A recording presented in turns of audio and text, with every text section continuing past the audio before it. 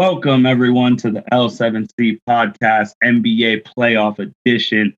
Today, we are going to be reviewing the second round of the NBA playoffs and previewing the conference finals. And we have the basketball aficionado with us, Mr. Evan Debo. How are you doing today, sir? I'm doing good, Martin. I'm hopeful the lottery balls are in the Cleveland Cavaliers' favor here in about an hour and a half, and that we're well on our way to Cade Cunningham in a Cavs uniform, but probably highly unlikely. We'll see. How are you? I'm good. Is Gilbert's kid going to be the one representing us? Because that usually brings the good favors. Usually, all the bow tie swag and everything else. No, this was tonight is going to be GM Kobe Altman going to be present representing the Cavs. Okay. So he's going to fall on the sword one way or another. All right, well, we'll see. And Evan's already alluded to that. That is at 8:30, right? 8:30 on ESPN. Yeah, it'll be 8:30 and like 20 minutes of talking, and they'll be like, "All right, let's go." And they'll be like, "Oh God, I can't handle this." But likely, I think they actually draw like 2 hours before, and they've got a whole bunch of like fact checker verifiers to verify the numbers and the sequences and the formulas they run. So like, I think it's already ran now, but obviously the teams don't know. Nobody else other than like the league office knows who the winner is right now. So this is a really deep draft, man. Like even if you go second, I mean, there's Jalen Green, there's Jonathan Kuminga, who I'm really high on. You name it. I mean, there's so many folks from that Ignite team, the college kids, but I mean, Cade Cunningham is the guy, 6'9" point guard, man. Yeah. Well, we're going to be He's the guy. And hopefully he doesn't pass on wide open dunks like Ben Simmons. Well, since you're already going there, let's go there. Let's start to that series. Let's just start to that series. And before we started recording, Evan, you gave this podcast a great name, the Own Up Podcast, because we were long. Time to own up. We were wrong about all of them. In this one, let's just start off with the Philadelphia 76ers, number 1 seed in the East, losing to the Atlanta Hawks, the number 5 seed in the East. In a best of 7, Atlanta won 4-3. Atlanta won 3 games in Philadelphia, game 1, game 5, and game 7, which is wild to think about. And you already alluded to passing up the open dunk. Besides Atlanta's magical run that they're going on, the biggest topic about the series was Mr. Benjamin Simmons. And Evan, I know that you've been sharing the crazy stats about Ben, so I'm gonna just pass this on to you, man. Man, lots of question marks here. So, just in recap, this series went the distance. Yes, this is the Own Up Podcast. We were wrong about all these series. I'm glad I was wrong about a couple of these. Just injuries played a part in some of them, but in all honesty, injuries did not play a part in this one. Is the number 1 seed goes down. Atlanta upsets Philadelphia 4-3. They win game 7 in Philadelphia, 103-96. Trae Young, 29 points, 10.9 assists in the series. Dude shot putrid, but it is very Kobe-like mentality for Trae Young. Shout out Trae Young for, just again, like if you're looking at the stat sheet and you're Trae Young, you're like 8 for 22. You can't tell him any different. He's still going to sling. But what's really, really great about Trae's game is just the how he sees the floor, like his assist game. People are been kind of jokingly throwing wrong. Like here's some Steve Nash type looks from him. That's more impressive. He can keep you honest. People try to make the Curry comparisons because he's small. He can launch it and make some from distance to keep you honest from that far out. But he doesn't make them obviously anywhere near the clip that he does. But that game 7 was the big guy who came through because Atlanta, specifically for Atlanta had some issues here in terms of scoring the ball from some of their usual folks. Bogdan Bogdanovic played only 21 minutes. There's some talk about whether he was maybe injured or something like that. 2 of 8 from the field. 2 of 8 from the field, only 4 points. But Kevin Huerter, man, I saw some funny Rickroll gifs going around where it was just him balling on folks. 39 minutes, he was 10 of 18 from the field, 2 of 4 from 3, poured in 27 points, grabbed 7 boards, dished out 3 assists. This was the Kevin Huerter takeover game for Game 7. So, Trae Young was 5 of 23, but passed out 10 assists in the win. But shifting the gear to, again, I just improbable. We did not see this coming from the Hawks. I will confidently say that the Milwaukee Bucks, barring injury, will beat Atlanta here in 5 or 6 games. I feel very confident about that. Just shout out to the Hawks. They gave the Sixers everything. A lot of questions about, Doc Rivers' record here. In terms of playoff series outside of the Boston Big Three in that first year in 2008, like, what has he really done kind of since going back to the finals the next year? But really nothing since. So you've got that going on. The Ben Simmons thing is telling. His career by all accounts is done. He's been dogged like a player I haven't seen dogged in forever. You mentioned again some of the stats that we were talking about. They were just telling across the series. Across the series in the fourth quarter for Ben Simmons. Game 1, he took 2 shots, he made 2 shots. Game 2, took 0 shots. Game 3, he took a shot and made a shot. From Game 4 through Game 7 in the fourth, this is all in the fourth quarter. From Game 4 through 7 in the fourth quarter, he did not attempt a shot, Benjamin Simmons, the highly touted 6 foot, essentially 6'10", 6 foot point guard, who can get to one of these days, he's going to find the right system. He's going to find the right team. And, if you truly bid around him, he could be Giannis light. He really could. If you approach the game that way, of just have him attack the basket, use his physicality, everything else, you cannot not take a shot in the fourth quarter, the last 4 games of a series, and expect to win, especially when you're like one of the 2 main all-stars on the team. Martin, what so many things on Philadelphia's mind. Philadelphia's got to blow it up at this point. We thought about this a little bit last year. We talked about this a little bit last year. We were optimistic with the trade. Shout out the Seth Curry deal. Yeah. That was huge. Can you imagine if they didn't have him in this series? It's just now's the time. Ben Simmons has got to go somewhere. It can't be here.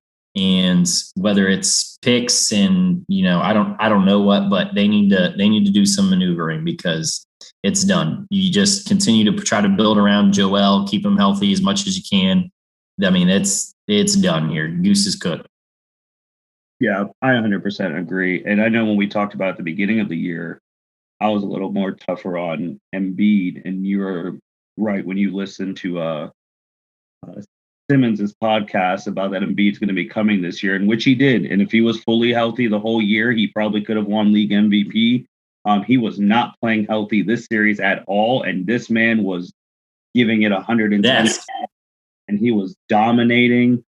And the Ben Simmons thing, it's truly embarrassing. I know when LeBron first went to Miami, and you remember the fourth quarters he was having against Dallas, and he was getting torn to shreds about that. And I think this is significantly worse because at least LeBron would put up some shots. It's just they weren't going in. But Ben was not putting up any shots. And I felt like that's just, you're the second best player on the team. And you got to be aggressive, man. Even if you're just driving to kick out for a wide open 3 or go for a layup. Like you said, the dude is 6'10". And to not go for a shot and to have Steph Curry be their second best offensive weapon, and you're paying Ben Simmons that much money, yeah, it's you can't have that anymore. And I think they do have to move him.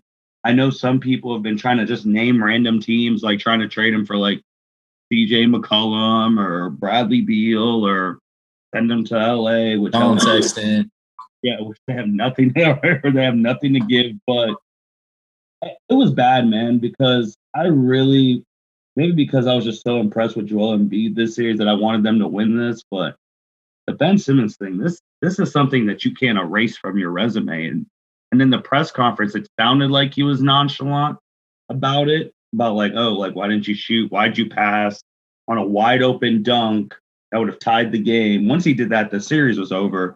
And I know people now are coming out with they're getting reports about Ben Simmons doesn't work hard. Ben Simmons gets coddled, blah, blah. We don't know that because we're not in the locker rooms, but he's got to go. And I can go on a huge rant about him because everyone knows I rant about the Clippers, but at least the person on the Clippers has showed up their last series, so I can't say anything about him. But Ben Simmons, that was all time bad. Like that was really bad.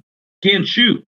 Like he can't shoot, and he doesn't want to shoot, and you can't do that as a starting point guard for a championship contender team. No, I mean what? Again, we talked last podcast or a couple podcasts ago about sometimes with some of these teams it's about shuffling the dice a little bit. Like there's a lot of teams out there with number 2 stars that like you can just swap and see is the fit better. I mean, Ben Simmons is a good player. He's way better than what he showed in this series. Like, oh yeah, he's absolutely getting dog bad. I mean, again, I mean, he was afraid to get fouled and go to the line. I mean, this was a NBA playoff record-setting pace for the lowest free throw percentage from anybody who got to the line as many times as he did. That's why he passed the ball to Matisse Thybulle, who was like, "What the heck are you doing? Like, you got a wide open dunk." Like, he was afraid that he would get fouled and he'd miss the shot, or he wouldn't make the basket and he'd have to shoot 2 free throws. I mean, that was what it was. What was also, Jeremy Young and I talked about this a lot too. What was also just mind-boggling from a scheme element from Doc Rivers' standpoint, why aren't in Milwaukee's absolutely going to do this? Why didn't Philadelphia attack and Trae Young in pick and rolls and get him in favorable switches? I mean, at the end of the day, I mean, Ben Simmons barreling down on Trae Young to get him in foul trouble. Like, why is that not? This is middle school basketball. What are we doing? I mean, you could have had, I mean, whether it was Curry or whatever, I mean, get him in foul trouble. That's their main creator. I mean, again, they put all those shooters around Trae in Atlanta. And if you take the creator out of it, it makes it hard for those guys to get their own shot off. And you get a guy like that in foul trouble. That was the most telling part of the series. And again, yeah, like you said, Joel Embiid, I mean, dude just played like a monster. If he was healthy, he arguably could have been MVP this year. And I mean, he had huge point totals regardless. Yeah, a lot of questions for Philadelphia. They've got to find a home for Ben at this point. Ben still has value. Everybody's just got recency bias on, oh, he sucks and whatever. He does not suck. He's arguably the best defender 1 through 4 in the NBA right now. He'll find a home and somebody will figure out how to make him Giannis essentially like that. I mean, that's his ceiling, I think. But we'll essentially see how that unfolds. I mean, here shortly. And part of that we'll find out as teams get draft picks tonight. Somebody's willing to give Philly a top 1, 2, 3, 4 pick for Ben Simmons and, maybe something else to make the money work. All those conversations really start tonight with the draft lottery. But Martin, we go from that series, Game 7, to let's go over to another series. Obviously, we did not get right, and I'm really glad that this one. And I said this last week. I'm really glad I was wrong about this one. The Milwaukee Bucks in overtime in a Game 7 just an absolute crazy ending. I was watching that downtown Columbus on Saturday night. Put away the mighty Brooklyn Nets, who, again, I was very confident Brooklyn was going to win the whole thing. And the injury bug showed itself. Harden was absolutely not himself. He couldn't get by people like he normally could. He couldn't get the separation with just how he was come back from his injury, probably forced a little bit too much. And then when Kyrie went down, it was really just KD going, the rest of the way. So, I mean, it was, and KD just balled out. This is the best dude in basketball right now, Martin. This is the best dude in basketball. This is a bad dude, a bad lethal scorer in the mid range. Gets to the bucket whenever he wants. Easy money sniper was sniping. So that Game 7, Milwaukee takes 115-111. Notably, to send it to overtime, in case you missed it, listeners, KD had a kind of almost like 180, 360, whatever you want to call it, 360 degree, like no scope shot. But his toe was on the line by a couple inches. He would have won the game with a 3-pointer, but so it ends up being a long two, ties the game, sends us overtime. Then Milwaukee ends up pulling it out there. But it was, I mean, KD was gassed. He had nothing left. Giannis was gassed. He had nothing left. Martin, the Milwaukee Bucks overcome Giannis's free throw shooting woes throughout the series and continue again. They overcome some bad scheme stuff where he's still taking threes for whatever. And they get some injury luck here, as a couple other teams have gotten too. And they advance. I mean, what are your thoughts? I mean, I texted you, I think, game 3 or game 4 and said the winner of this series, if it ends up being Milwaukee, and I felt confidently at times going to be Brooklyn, is going to win the whole title. I still feel that way. I still feel Milwaukee is going to, barring injury, to take the injury thing off, which is not easy to take off because every team's been played by it almost. I feel like we're on our way here to a Milwaukee Bucks championship. Thoughts on really, really good game 7, phenomenal game 7, and this series? Yeah, with game 7 as well. I saw it when I was with the group at Put-in Bay. And when it was funny, I was just posting stuff on Snap, and then I was just going around, and I actually got the full reaction of the whole bar when Kevin Durant made the shot to go into overtime. And just from a side note, being in that type of electric atmosphere again during like getting on the other side of COVID was also a refreshing thing as well, seeing a bar go crazy for a sporting event. This series, man, it was wild because we've been on Brooklyn to win it if fully healthy the whole time. I know I made the snide comments that if Kyrie didn't want to come to work during the playoffs, they wouldn't win, but unfortunately he got hurt. And I mean, if he didn't get hurt and if Harden didn't get hurt, I think Brooklyn would have won. I know we said the max of this would have been like Brooklyn in 6, and they almost could have done that as well. But you've already alluded to like Kevin Durant, if you didn't think he was back from his injury or top 1 or 2 player, I mean, that game 5 showed everything. I mean, the 49, the 17 rebounds, I don't have the full stats, but that game 5 was just so electric. And also the game 7 where he had 48, played the whole game, but Giannis had 40 as well. And I do think 2 people who are unsung heroes during this, and you've been high on him, Chris Middleton, like that dude balled out when they needed him during this series. Like game 3, he had 35. Game 6, he had 38. Like the guy, he was balling. And then the other unsung hero, because you were high on their moves in the offseason of getting PJ Tucker. Because you said before the season started, when you have a guy like PJ Tucker who comes off the bench, and like, sure, Durant was just otherworldly, but PJ Tucker was making him work for each of one of those points. So, man, you called those moves at the beginning of the year, and they really helped Milwaukee out. And I truly did enjoy this series besides the injuries because it came down to the very end in a game 7. And what can you ask for as a basketball fan? It was, besides the game 2 where me and you were like, this series might be over when Brooklyn beat them by almost like 40. But it was great, man. And Brooklyn will be back next year when everyone is healthy. But this is a good thing for Milwaukee and another shot for Giannis because we've been hard on him that in the playoffs he doesn't get it done, especially with the free throws. But I'm excited, and you might be right because I'm starting to lean your way of the winner of that series potentially winning the title. But it was great as a basketball fan. Yeah, they don't back to PJ Tucker. They don't win the series without PJ Tucker. And now like people are laughing like, yeah, PJ Tucker, he's a hard defender. He's up on KD's grill and KD's slinging him for 40 plus like multiple times, including 49 in the last game. Yeah, I mean, there's something to be said about that. But also, I mean, I'd argue almost that PJ was needed more this series offensively. Like, I mean, if you look in that final game, he had 11 points.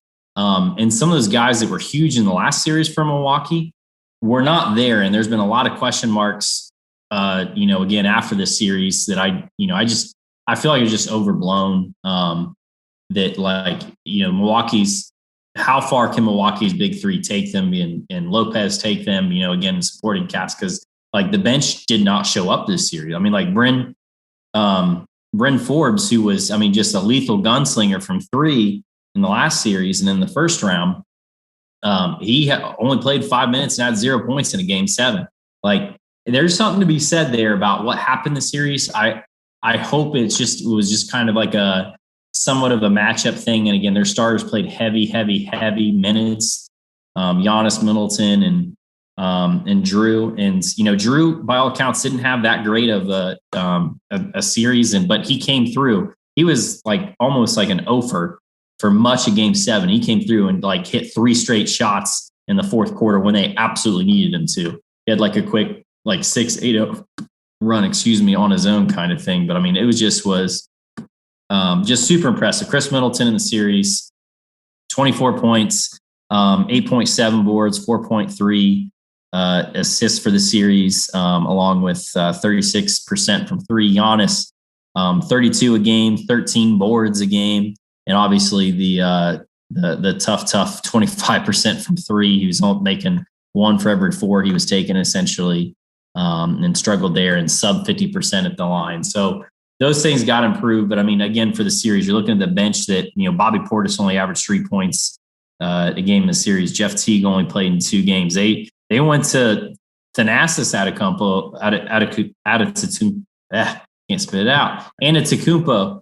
Am I saying it right? No, I'm not. Giannis Antetokounmpo. Antetokounmpo? Yeah, Antetokounmpo. Yeah. I don't know why I'm struggling with that in this podcast. But anyway, so I mean, they went to him 7 games because they were needing it. But I mean, yeah, Bryn Forbes averaged less than 5 a game. Pat Connaughton less than 5 a game. Like they really struggled in that regard with some of those guys. But I like to think that's more of a just whatever reason, fluke or just missed shots or what have heavy minutes by the starters where they need those guys. But I expect them to come out against the Hawks starting tomorrow night, and just kind of lay it on. So let's shift over to the West Series. There was one thing I wanted to say about PJ Tucker that you brought up about like the defense and like the people saying, well, KD was so slinging for 40 plus.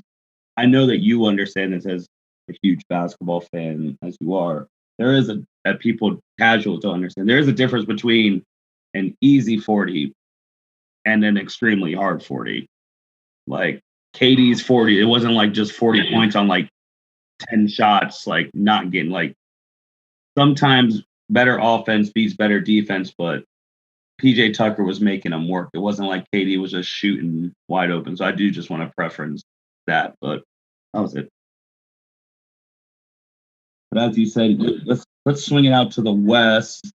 Another series that we might as well go to them that I was completely wrong about was the Los Angeles Clippers over the Utah Jazz. Everyone knows that I'm not the biggest Clippers fan, and the Utah Jazz was 2 games blown out of the water, and then also Kawhi goes down in this series, and then the Clippers won 4 straight after being down 0-2, and they were down 0-2 in the playoffs, winning these series. And Paul George was averaging 29 points a game. I can't have to give him props. Before Kawhi went down, was averaging about 27, Red 18. We talked about early in the year who on the Clippers can get you 10 to 12, and they had Marcus Morris getting them over 10. Obviously, man, he had his.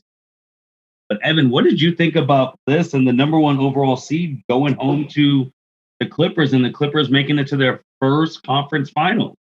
Another series where the injury bug, affected things. I mean, as you mentioned, Utah was up 2-0, and Clippers proceed to win 4 straight, including that game 6, just absurd blowout from Terrence Mann, man. Like that was almost, and watching him in game 1 of the next series, as we'll get to Phoenix in a second, like he was a non-factor in that game. So like, I think a lot of, speaking of Terrence Mann, like I think a lot about like, and I hope I'm wrong. I hope this is a budding guy that we're like, oh, we start to see seeds, and he has a great regular season. And he starts becoming a diamond in the rough for them that can become an all-star. But like for whatever it was just a one game pop a shot or whatever. It was kind of like 4 or 5 years ago when Terrence Ross for the Raptors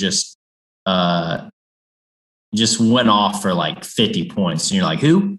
Like a guy who averaged like under 5 points a game just dropped 50 one night on a Tuesday. Like that was Terrence Mann in this final game when they needed him, when Kawhi's knee is up in the air. I don't know what to think. I haven't read too much into that, but like I get strong vibes that Kawhi's like ACL could be seriously damaged, and they're just fighting, telling us the news almost. Like they know the writing's on the wall, and they're like keeping it hush hush. But so I thought they were done in the water. Again for a little bit when they got that news, and then they won Game 5, and then you get to Game 6 and they win Game 6. But again, on the injury side for Utah, Mitchell missed a game, but played. I mean, he was not himself. He averaged 35 for the series, but he was not himself by any means. And then obviously, again, Mike Conley. He really struggled last year when they brought him in. Really struggled, but he was so incremental to why this team was, essentially the number one seed. So, but he only was able to play one game this series, and it really showed. I think that really hurts. Guys like Ingles and Clarkson certainly contributed.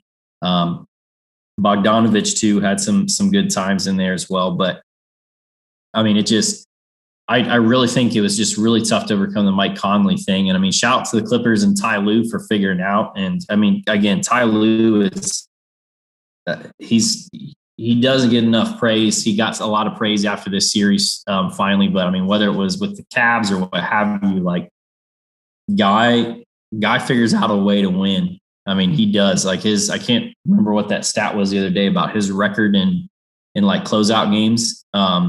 It's phenomenal. I mean, he was, by all accounts, why they won the series was better coaching. He absolutely outcoached Utah in this series. So they move on. Again, we want these Clippers to get knocked off for different reasons or whatever. But Paul George showed up when he needed to show up this series. I mean, you gave him props all the way through in the group chat and everything else. And I mean, he performed. And again, everybody I think is going to remember the Terrence Mann game. Yeah, and also with the Terrence Mann game, they're also going to remember if Rudy Gobert deserved that Defensive Player of the Year, because that defense against in Game 6, that was atrocious. That was bad. That was really bad. I mean, he cooked him, man. Yeah, absolutely cooked him.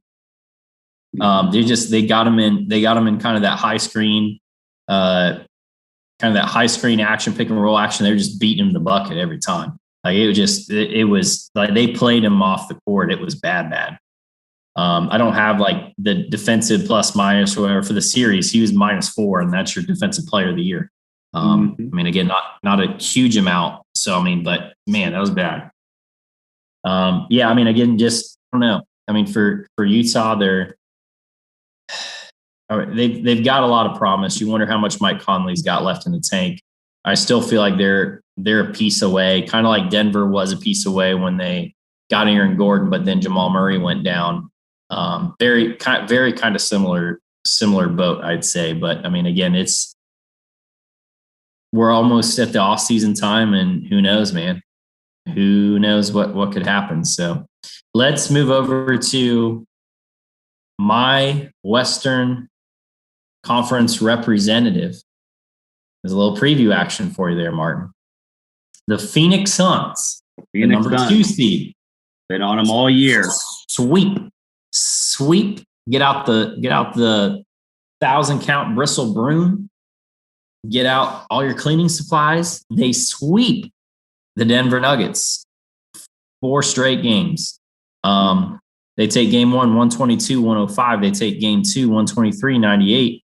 116-102 in game 3, and 125-118 is the closest game of 7 points differential in the closeout game. Chris Paul was fantastic in this series. Absolutely fantastic. He missed the first game. He's going to be out the second game of the next series against Clippers. He's by all accounts, they call it COVID protocols without saying he's got COVID. Dude's got COVID or had COVID, so he's out.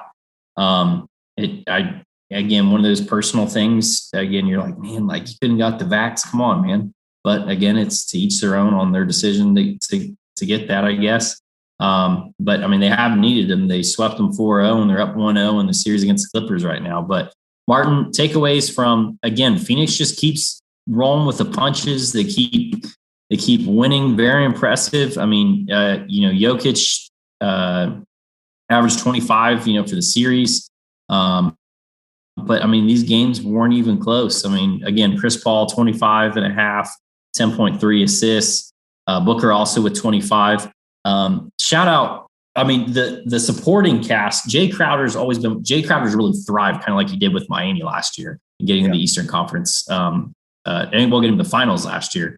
He's always been, when he played for the Cavs, and I was watching him in Dallas and those kinds of things, coming to and in Boston, like very streaky shooter, physical defender, really good physical presence in terms of like setting screens and kind of getting that open pop stuff. He's been playing phenomenal. My all comeback team from, like, if there's a gif of the Undertaker coming up like right now for an NBA player, is Cameron Payne. That dude was the Cavs like 4th-string point guard like 2 years ago. Was like, we picked him up off the scrap heap and was out of the league. This guy, I mean, is blown by Jokic and just, I mean, he comes in and he's been starting with, he started this last game with Chris Paul out, I think. But, I mean, dude just blown by people. He's got one gear. He's getting to the hoop. They can't stop him once he rounds a corner. I mean, he's resuscitated his career, like, and then some. He's playing phenomenal. And then, I mean, Bridges and Ayton, they're so well-rounded, Martin. I love this team. Mikal Bridges, two-way player, great defender, playing active hands in the passing lanes, gets out there in transition, putting defense to offense, attacking the bucket. He averaged 16 in that 4-game series. DeAndre Ayton's been phenomenal. Martin, the Phoenix Suns are going to the finals, I'm telling you. I mean, we said this team can make the Western Conference Finals back when the season started. And like I'll say, we were the first to say it, and here we are. They're in the Western Conference Finals. So I'm happy we got that one right. And I mean, Chris Paul and when we did it back months ago, we talked about just the Chris Paul effect, because if you look at the stats, anywhere he goes, he changes that team into a winner. But we were not expecting Bridges to be what he was now. Ayton, especially Cameron Payne. I don't know if it's getting some leadership stuff from CP3 and CP3 taking him underneath his wing. Jay Crowder, we've known what he's about, obviously. And like I said last podcast, I mean, the world is seeing what Devin Booker can do. I know a lot of people used to say his stats were empty stats when they were on a losing team and he was dropping 70, but they would only win like 15 games. But now people are seeing what he can do. Now people are calling him the next Kobe Bryant. I would wait till he won a title or so before we start saying stuff like that. But dude, I'm excited for this team. And Phoenix hasn't been in the Western Conference Finals since the Nash, Amari Stoudemire days. So it's been well over. And they haven't. I don't believe they've been to the finals since, was it 94? It'd be Barkley. Barkley's MVP. 93? Yeah, the Barkley team? The Barkley team. So I'm excited for them. And with Denver too, I mean, me and you also said, like, if they were fully healthy, especially the way Michael Porter Jr. was playing, they had Jamal Murray, they could have been the champion. They could have won it all. It's just, again, they had that injury early, and they were just not prepared for Phoenix. And Jokic, he got his stats and all, but they weren't prepared. But I'm not really too worried about Denver, because fully healthy, it's just health, and that's just the theme of the playoffs. I mean, LeBron came out strong and was, I told y'all we were starting to start too quick, we finished too late, you name it. Like, I felt that was more frustration, and I feel bad for the 4 Lakers, like, not to get on a tangent, but the poor Lakers trainer they fired, like, they basically blamed AD's injury on, and maybe LeBron's saying, like, hey, LeBron's 18 years in the league, man. And AD don't exactly have a clean rap sheet when it comes to staying off the injury report. Like, it's this, don't fire your poor trainer lady and blame her on that. But, like, I get the frustration. And I mean, you look across the league, there's a lot of major players out right now. I mean, major players. So that definitely played a factor. I mean, Denver doesn't have to do much, and they can certainly be back in it next year. Assuming Murray comes back healthy. Again, it's just health. And that's where you can have a year like this. Is as good as Phoenix is playing. Credit to them, but also, I mean, sometimes you benefit from injury. I mean, look at Golden State, their first year. When they went all the way to the title, they played a lot of teams that were injured on their way to getting the Cavs. And then the Cavs lose Kevin Love in that first series against the Celtics. Still hate Kelly Olynyk to this day. We'd have 2 titles.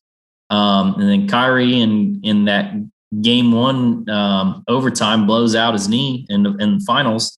And they've got sometimes just teams benefit from that, and that's, I mean, but again, shout out Phoenix. They move on to the Clippers series, where they're up 1-0. So Chris Paul's in COVID protocols. He's not playing. There's a young guy, back to, again, the Kobe comparisons, which, again, he's got to win a couple titles before we even start to think about that. A guy who, has not gotten necessarily a good what I want to say. He's not gotten a good rep, I guess I should say, for, again, just being a kind of a garbage scorer on a bad team kind of thing. But 40-piece triple-double, 40 points, 13 boards, 11 assists. Phenomenal. Granted, the Clippers made a hard run back late in that game. And then guys like Bridges and Ayton, really, to kind of help squell defensively. And I mean, with some great roll action to the rim for dishing from Booker with some of those assists and stuff like they're able to pull it out. Paul George had 34. Reggie Jackson had 24. Reggie Jackson, again, another guy who's really resuscitated his career. Yeah. Our Terrence Mann, we wanted to see if it held over, went to another game. Dude only took 4 shots and had 9 points. But, I mean, he didn't miss a lot. He shot 75% from the field, just didn't take a lot of shots in 27 minutes. But Rondo had like an 8-0 run himself in the fourth quarter, getting back into it really quick towards the end. But Phoenix takes that one, and they're getting ready to play again here about another hour and a half at 9:00 Eastern time. Martin, I mentioned a couple of times, I have Phoenix moving on. The Clippers are very capable. I know that I was saying that two series ago, but they're very capable. If Kawhi goes stone cold Steve Austin, comes through that door down the ramp like Backlash like 2000, like they could get to the finals. I have to operate under the assumption at the recording of this podcast on June 22nd at 7:36 p.m. Eastern time that's not going to happen. So with that being said, I think Phoenix keeps on rolling, man. And they're back in the finals. I just looked up, first time since 93, third time overall as a franchise. Quick tangents. Shout out to 2016 Cleveland Cavalier, NBA champion, multiple NBA champion. That's why they call him champ. He's your NBA Executive of the Year, James Jones, for the team that he's put together here, signing or acquiring by trade Chris Paul. Some of the folks that he's helped with the development side of things, pulling Cameron Payne out of there. Torian Craig, I think, was a signing this past year too. Getting Jay Crowder, like he's deserved every bit of that. Great locker room guy, great culture guy. I'm really excited for Phoenix here and where they're going. So I'll pick them in, I'll say 6 games, because again, Ty Lue is a very crafty guy. It could go 7 here. I don't know, but I mean, Phoenix is on a roll, man. They've won 5 straight. So you show me something different with them specifically. Clippers are capable. They were down 2-0, came back. They were down 2-0, came back. I like Phoenix. I agree. I mean, I'm not going to pick the Clippers. I'm going to pick Phoenix as well. I'm actually going to pick Phoenix in 7 just to give the respect to the Clippers, because they've been so resilient, being down 0-2 twice and then winning in 7 and 6. So I feel like if they do go down 0-2 today, they're not going to back down. And I feel like this is going to go the distance, and it's going to be another great series. Obviously, we don't know when CP3 is coming back from COVID protocols, and we don't know if the Kawhi injuries is more serious than they're leading on, like you said, potentially like a serious ACL injury. They just don't want to just say it out loud and get it over with, or if it's something that he could come back from. But right now, whenever CP3 comes back, I feel like Phoenix will get their stride. And CP3 and Devin Booker and the boys will be in the NBA Finals representing the West. But now, Evan, I think you alluded to who you have in the East. They have not started yet. We have Milwaukee and Atlanta. And I think it's Giannis's time. I think Atlanta's run has been magical, to say the least. But I just don't see how they're going to deal with Milwaukee's weapons. I feel like they're way too deep offensively and defensively. And I'm taking Milwaukee in 6 games against the Hawks. How about you? I might get a little ahead of myself and say Milwaukee in 5. Okay. Atlanta's capable with their shooting. I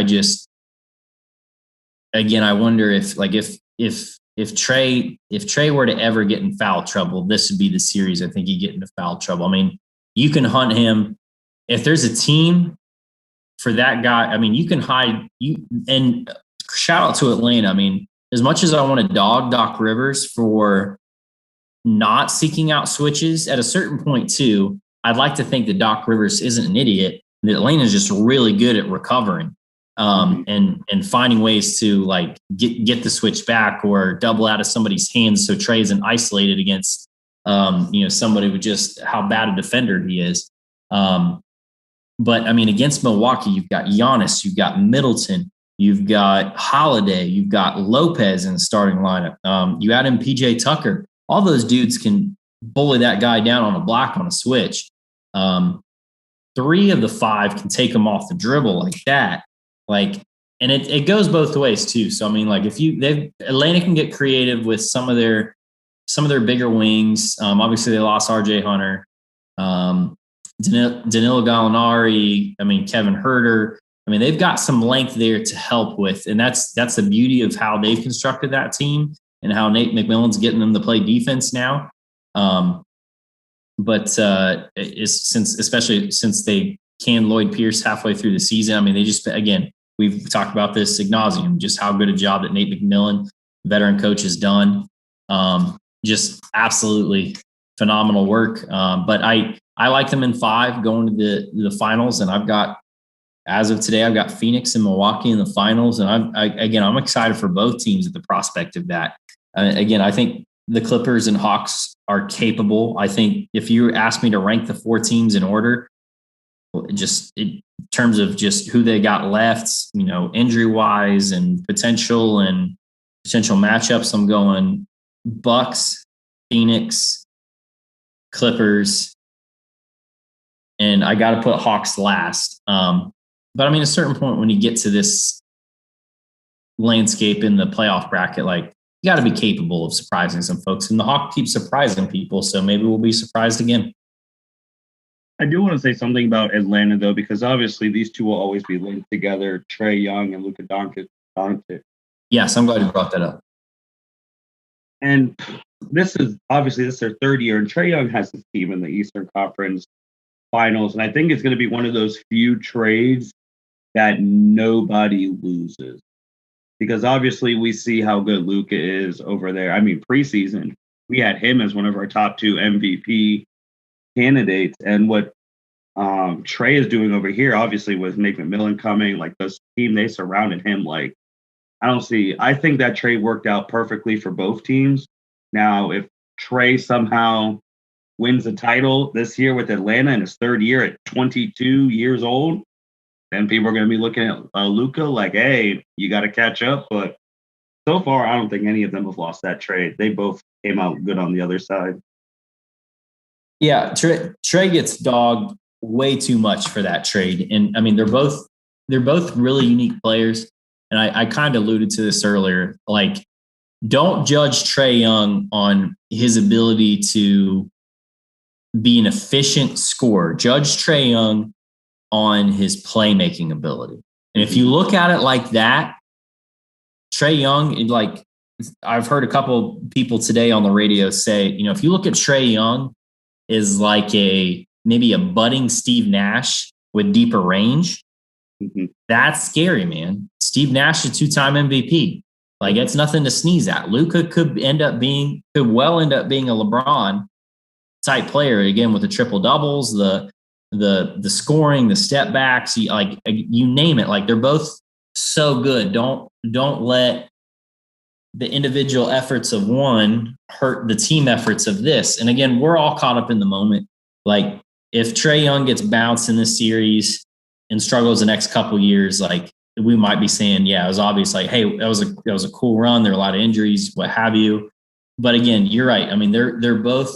You got to both look at them in a vacuum kind of thing, you know. Agreed. So Agreed. I mean, it's just a really good run by Trae right now, and again, they could surprise us. Martin, I want to shift gears real quick before the lottery starts here, top of the hour. We got a number of head coaching vacancies. So we've got Portland, who is replacing Terry Stotts. Number of guys who have been rumored to be in that the finalists in that coaching search. Notably Becky Hammon, longtime Spurs assistant, would be first female head coach in NBA history. She's filled in several times for Pop when he's been ejected or he's been ill or something like that. She would be a phenomenal hire. Chauncey Billups has been linked to that job as well. Previously Jason Kidd had withdrawn his name as somebody potentially interested in there. Outside of that job, we've got openings with the Washington Wizards, the Boston Celtics, Scott Brooks just recently with the Washington Wizards. Stan Van Gundy with the New Orleans Pelicans is out. Nate Bjorkgren with Indiana is out. Tons of vacancies open now. I would not be surprised if a Scott Brooks, definitely not Stan Van Gundy. He's done. This was his. Somebody got the bright idea. Honestly, everybody was so high on Griff, the maestro of the 2016 Cleveland Cavaliers team that fired our head coach David Blatt halfway through January with the number 1 seed in the East to hire Ty Lue. And again, that season was a miracle. There's a reason why there's a autographed team basketball that I paid way too much money for sitting on my mantle over here. I meant to send you guys a picture of that because we just had the 5-year anniversary of the 2016 finals winning Game 7 the other day. But there's a reason why he'll always be special to Cleveland, but his tenure in New Orleans has been awful, man. So he gets in there, gets all the draft capital with the AD trade, gets all the draft capital with the Drew Holiday trade, hires Stan Van Gundy. He's out in a year. There's just tons of signs. JJ Redick, makes some promises to him about, hey, I'll get you closer to New York, Brooklyn if we got a Delia somewhere, dumps into Dallas, and he's just trashing him. It has not been a good run for Griffin there. But atop that list is hiring Stan Van Gundy again. I hate the recycling of coaches. Let's give some new people some thoughts. Terry Stotts, I feel is going to be the head coach, potentially the Boston Celtics or probably the Indiana Pacers. I feel like the tea leaves are burning that way towards the Indiana Pacers. So he's the Portland Trailblazers coach. Obviously, they've struggled a lot with defense, those kinds of things. Becky Hammon, I feel, is honestly in the driver's seat for the Portland job. Obviously, they have tons of need there. Martin, what do you see with some of these vacancies? Are there any surprises on guys that didn't last long? Potential replacements, places. I mean, it feels like we've got a lot at some big spots right now. Yeah, so I don't think you said this one because you did say that Terry would be going to Indiana, because I agree with what you said a week ago, because we didn't talk about Rick Carlisle, who got fired, because I think you're right, he's going to be the coach of Boston. Oh, yeah, great one. That could be, former Pacer coach. Yeah, you called that in our messages and you just didn't say it here because obviously, apparently, there was a rift between him and Luka, but you know how that goes in the NBA. I could see Carlisle for sure is an option in Boston. I think in Boston, yeah. Right. The other name I forgot to mention was 70-some-year-old Mike D'Antoni, also a finalist in Portland. He'll interview second time again early next week. I mean, obviously, wealth of experience with the Phoenix Suns that we're talking about with Steve Nash. I mean, he started all this kind of small ball stuff with Shawn Marion and Amari Stoudemire and Steve Nash, you name it. I got with James Harden and in Houston. I mean, that's again, if you're Portland, you got to figure out, am I bringing in a 70-year-old guy, or am I kind of making a splash with Becky and that defensive-minded, culture-minded Spurs mentality? I'd probably lean that way as opposed to bringing him in. But I mean, there's some huge openings here. Honestly, I mean, with Mike and the offense, since we're talking about what he did for Nash and obviously what he did for Harden, I could see D'Antoni going to Dallas. I really could. I could see them pairing up D'Antoni with Luka. And Becky and Chauncey, which I do like both of them. I do feel like Becky is in the driver's seat right now. I just would pray that if she does get the job, she actually has time in the job. I hope it's not a 1 year they don't do so well and then the next year she's gone. I hope she would get at least 2-3 years to prove herself before getting potentially fired or getting an extension. But yeah, man, these things came out of nowhere, and I don't think we're done yet. I think there'll be a couple more potentially, especially going into the off season when we start talking about players on the move. But some big spots. I mean, I feel like Boston and Dallas and Portland with their star players are the hottest destinations. So we'll see. We will. And Jason Kidd, I mean, there is Jason Kidd who could potentially get the Dallas job too with Luka if he wants to leave. We did talk about that. That could be a good Dallas pick right there.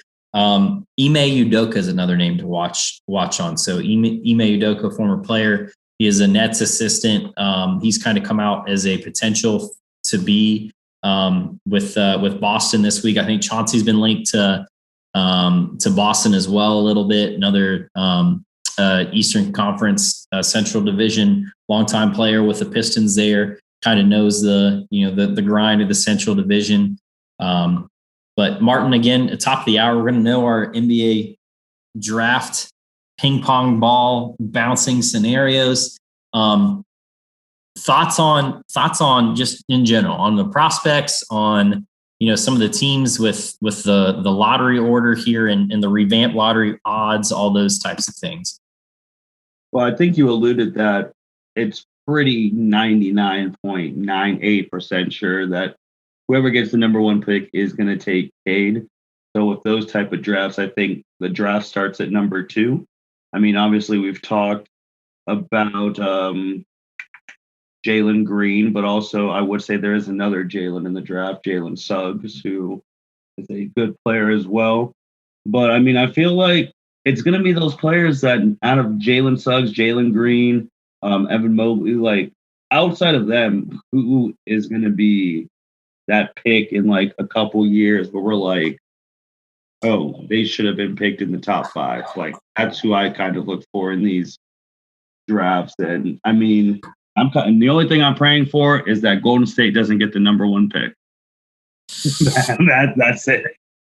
There's the potential there with that Minnesota pick. So your top, the way that redid the odds, the top 3 teams have a 14% chance of the number 1 pick, and that would be the Houston Rockets, the Detroit Pistons, or the Orlando Magic. Next would be the 4th best odds by a coin toss, because Cleveland was tied with Oklahoma City, and of course, Cavs nature, we lost. Oklahoma City would be next, 11.5.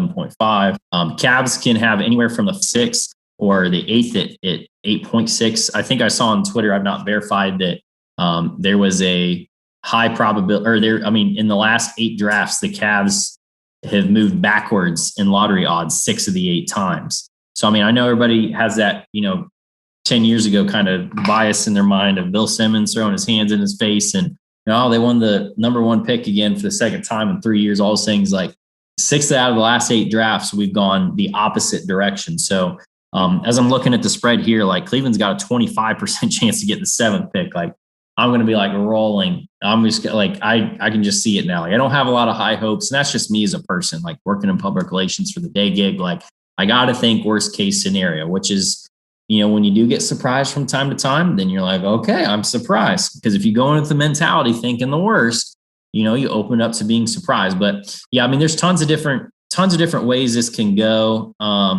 again, that Minnesota pick, there's a 9% chance he could go number 1. And of course, that has to be conveyed to Golden State as a part of the trade for our former Buckeye friend there, to get him to Minnesota. So, I mean, Toronto's in contention. Like, I wish I had a better frame of reference for like when they start doing the play-by-play, like announcing of like, they'll say like Sacramento's number 10. That means such and such has jumped in the top 3. Like, I wish I knew that now, like what the scenarios were is if team X is in the 9 spot, this is what that does. Like, some reporter help me out somewhere. Someone needs to go through and do that. But in terms of prospects, I really feel like this is a deep draft. The only guy that everybody's super high on that I just don't, I'm not confident in, but I mean, these guys are 19 years old. I mean, they can change so much in 4 years in the association.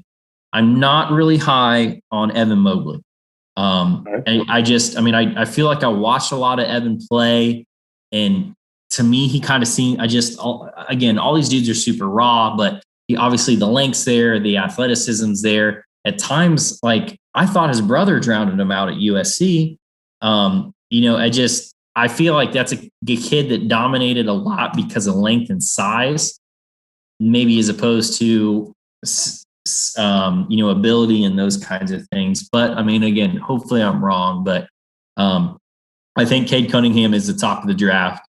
I think Jalen Suggs and Jalen Green. I mean, those are 2 phenomenal guys. Jalen Green, really, really great year with the Ignite team. He's super, super raw, but I mean, I really love me some Jonathan Kuminga. Like, if the Cavs are sitting there at 5 and he does fall to 5, I will be happy with that. Again, that's a project guy. And there's other folks to come along. Keon Johnson, brother Davian Mitchell of Donovan Mitchell. Great season at Baylor. Franz Wagner. Yeah, I mean, you name it. Kai Jones. Then you start getting into guys like, I mean, another guy that our buddy Jeremy Young's been on me a lot about, just in terms of length and everything else. Another Florida State wing prospect, name to watch out for. I've done a lot of homework. Scotty Barnes. Scotty Barnes is really good, really good defender. Shot needs to develop a little bit, but that's a guy who might jump a little bit, surprise some folks next year. So we'll have a little bit clearer picture here in the next hour. Martin, if you don't hear me for good or for worse, it's probably because I'm passed out on the floor somewhere, buddy. But I'm optimistic. After another bad Cavs season, we need some help. We need some draft capital to swing a deal or maybe try to get better faster. But who knows? We'll know more soon. Amen. And I'll be actually up in about 30 minutes. 30 minutes. Evan, anything else you want to say before we sign off here today? That's all I got. A lot of basketball to digest, high quality. Final 4 teams left, basketball and picks, and then the beauty of the offseason and trades and everything else. We missed Kemba Walker's now in Oklahoma City Thunder member. So Al Horford's back in Boston, where he realized he should never have left. He played some of his best basketball of his career there, and that's really gonna help Jason Tatum and Jaylen Brown with those high screens and just on the back end of their defensive rotation. They struggled with Tristan Thompson. They struggled with Daniel Tice to try to find a solid back end of their defensive rotation and a great solid screen setter. Since Al Horford left, signed that big deal with the Sixers, and Daryl Morey got creative with the books and got him off that contract, and he's been buried in a hole in Oklahoma City for most of last year. I like that. Obviously, the Kemba signing did not work out, and that's ultimately why Danny Ainge. Part of why Danny Ainge had to step aside was, I mean, you essentially let Gordon Hayward walk, and you signed Kemba when Kyrie didn't last, and you got rid of that Brooklyn pick, ended up being Colin Sexton. I mean, who would have? Everybody, all things being equal, would have taken Kyrie Irving. Absolutely, that trade 11 times out of 10. But unfortunately, when the ball bounces the wrong way, luck-wise, sometimes there's got to be blame, and that was Danny for there. But Kemba's now with Shai Gilgeous in Oklahoma City for as long as that lasts, with 74 draft picks or whatever it is. But we'll see, Martin. We'll see. We'll see. Last things I really have, obviously, thank you everyone for listening. Make sure to like, rate, comment, subscribe. with these Final Four, I am actually really loving the Final Four right now at the NBA playoffs because we got new young faces in there. One of these guys is going to be an NBA champion, from Trae Young to Giannis to CP3 and Devin Booker to Kawhi and Paul George. So we're going to have it's exciting. It's very exciting, and it's very good for our league because people are going to have to realize that the people that, I mean, LeBron and them are not going to be around forever. So to get to see the new guard take center stage is really nice for me, and I can't wait to see what happens. And I'm really hoping for that Milwaukee Phoenix finals. I feel like that one would be very entertaining. But with that being said, thank you everyone for listening to the L7C podcast. Make sure you watch the lottery stuff today at 8:30, and then Clippers and Suns right after at 9, and then we'll be back when the conference finals are done, and we'll be previewing the finals and talking about who's going to get the number one pick then, which is crazy. We're at this point of the year already. That is crazy. Evan has his fingers crossed for the Cavs. Obviously, you guys can't see it, but I can. But thank you all for listening to L7C podcast. You guys take care. Thank you for listening to this episode of the L7C podcast. Be sure to like, rate, review, and subscribe to the channel. Follow us on all social media platforms, and we'll be talking to you guys soon. Take care.